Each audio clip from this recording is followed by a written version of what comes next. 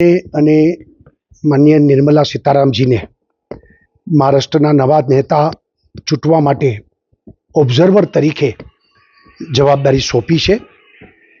અમે લોકો સંસદીય દળની બેઠકમાં ઉપસ્થિત રહીશું.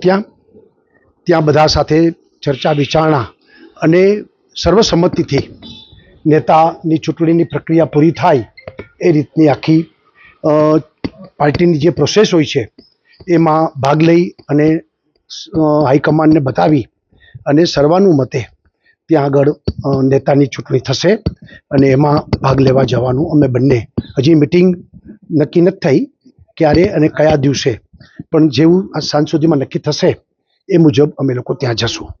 ભારતીય જનતા પાર્ટીના નેતા ચૂંટવાના હોય છે એટલે જો પાર્ટીના મુખ્યમંત્રી બનવાના હશે તો એ નેતા મુખ્યમંત્રી બનશે અને એમાં બધા સંસદીય દળની બેઠકમાં તમામ ચૂંટાયેલા ધારાસભ્યો આ બેઠકમાં ઉપસ્થિત હોય છે અને એ બધા સાથે ચર્ચા વિચારણા બધાની રાય લઈ અને પછી સર્વાનુમતે નેતાની ચૂંટણી કરવામાં આવે છે અને એ રીતે ચૂંટણી થશે. એટલે હજી સાંજ સુધીમાં નક્કી થશે સંસદીય દળની બેઠક, અને એ બેઠક આવતીકાલ અથવા પરમ દિવસ હશે. એ બેઠકમાં અમે બંને હાજરી આપવા માટે એ સમયે જશું.